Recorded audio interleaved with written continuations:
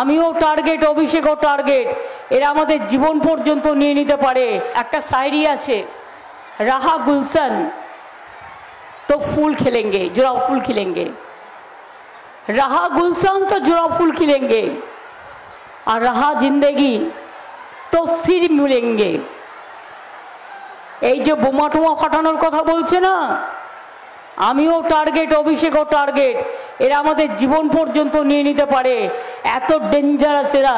তাই মনে রাখবেন, নিজেদের নিরাপত্তা নিয়ে আমরা কখনো ভাবি না, আমরা মানুষের নিরাপত্তা নিয়ে ভাবি।